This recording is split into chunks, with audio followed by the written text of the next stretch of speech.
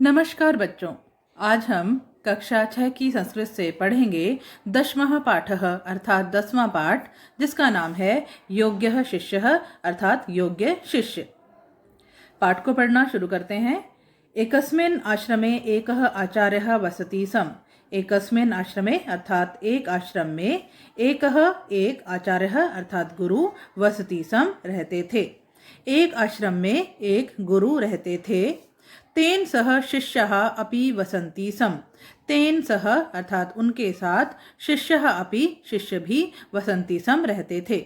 उनके साथ शिष्य भी रहते थे। सर्वे शिष्यः गुरोः आदरं कुर्वन्ति स्म। सर्वे शिष्यः अर्थात सभी शिष्य गुरोः गुरु का आदर कुर्वन्ति स्म करते थे। सभी शिष्य गुरु का आदर करते थे। ते शिष्यः परिश्रमिणः आज्ञाकारिणः विनयशीलः च आसन्। ते अर्थात वे शिष्य परिश्रमी, आज्ञाकारी और विनयशील थे। एकदा आचार्यः अचिन्त्यत् सर्वेषु शिष्येषु कः योग्यः। एकदा अर्थात एक बार आचार्यः गुरु ने अचिन्त्यत् सोचा, सर्वेषु शिष्येषु सभी शिष्यों में कः योग्यः कौन योग्य है। एक बार गुरु ने सोचा सभी शिष्यों में कौन योग्य है। इति चिंतित्वा सः सर्वान् शिष्यान् आहूय सर्वेभ्यः एकम एकम कपोतम अयच्छत्। इति चिंतित्वा ऐसा सोचकर सह उसने सर्वान् शिष्यान् सभी शिष्यों को आहूय अर्थात बुलाकर सर्वेभ्य सभी को एकम एकम कपोतम एक एक कबूतर अयच्छत् दिया। ऐसा सोचकर उसने सभी शिष्यों को बुलाकर सभी को एक एक कबूतर दिया। सह तान अवदत्, वह उनसे बोला, स्वं स्वं कपोतम कुत्रचित् एतादृशे स्थाने मुञ्चन्तु यत्र कोऽपि भवतः न पश्यतु। स्वं स्वं अर्थात अपने अपने कपोतम कबूतर को कुत्रचित कहीं एतादृशे इस तरह के स्थान पर मुंचन्तु छोड़ें, यत्र जहाँ कोऽपि कोई भी भवतः तुम्हें न पश्यतु न देखे। अपने अपने कबूतर को कहीं इस तरह के स्थान पर छोड़ें जहाँ कोई भी तुम्हें न देखे। सर्वे शिष्याः कपोतान् गृहीत्वा आश्रमात् बहिः अगच्छन्।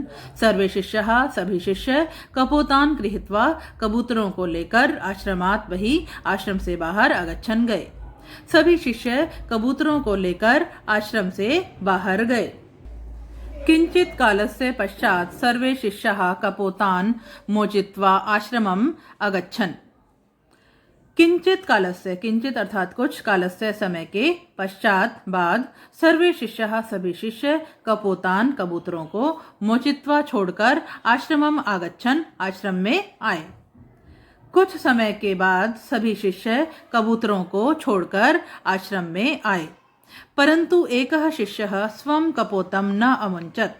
परंतु अर्थात लेकिन एकः शिष्य एक शिष्य ने स्वं कपोतम अपने कबूतर को न अमुञ्चत् नहीं छोड़ा। लेकिन एक शिष्य ने अपने कबूतर को नहीं छोड़ा। गुरुः तम अपृच्छत्। गुरु ने तम अर्थात उसे अपृच्छत् पूछा। गुरु ने उसे पूछा, वत्स बेटा, त्वं कपोतम किमर्थम न अमुञ्चः।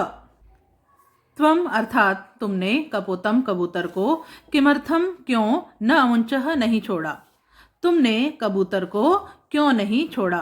शिष्यः अवदत्, शिष्य बोला, गुरुवर हे गुरु, अहम तादृशं स्थानं न अपश्यम यत्र कोऽपि मां न पश्यति। अहम तादृशम, मुझे, तादृशम अर्थात वैसा, स्थानम न पश्यम स्थान नहीं दिखा, यत्र जहाँ कोपी कोई भी, माम मुझे न पश्यति न देखता हो। मुझे ऐसा स्थान नहीं मिला जहाँ कोई भी मुझे न देखता हो। गुरुः पुनः अवदत्, गुरु ने फिर से कहा, कस्मिंश्चित् एकांते स्थाने गत्वा एतं कपोतम मुञ्च। कस्मिंश्चित किसी एकांत स्थान पर गत्वा जाकर एतम कपोतम इस कबूतर को मुंच अर्थात छोड़ो। किसी एकांत स्थान पर जाकर इस कबूतर को छोड़ो। शिष्य अवदत्, शिष्य ने कहा, गुरुवर हे गुरु, एकांते अपि अहम सब कार्यम पश्यामि। एकांत में भी, एकांते अपि, एकांत में भी, अहम मैं, सब कार्यम अपने कार्य को पश्यामि देखूंगा, एकांत में भी मैं अपने कार्य को देखूंगा। सूर्यः चंद्रः वृक्षः पादपः इत्यादः अपि सर्वे माम पश्यन्ति। सूर्य, चंद्र, पेड़, पौधे इत्यादि भी सर्वे सभी माम पश्यन्ति मुझे देखते हैं। सूर्य, चंद्रमा, पेड़, पौधे इत्यादि भी सभी मुझे देखते हैं। कुत्रापि एकांतम स्थानम न अस्ति, कुत्रापि कहीं भी एकांतम स्थानम एकांत स्थान नहीं है, कहीं भी एकांत स्थान नहीं है। एतत् श्रुत्वा गुरुः अतीव प्रसन्नः अभवत्, एतत् श्रुत्वा ऐसा सुनकर गुरु अतीव प्रसन्नः बहुत अधिक प्रसन्न अभवत् हुए, ऐसा सुनकर गुरु बहुत अधिक प्रसन्न हुए।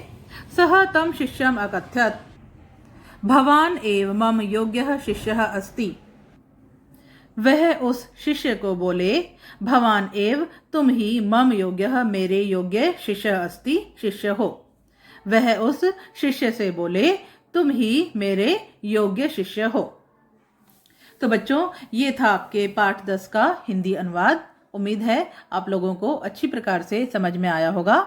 वीडियो देखने के लिए सबका धन्यवाद। मिलते हैं नेक्स्ट वीडियो में, तब तक के लिए नमस्कार।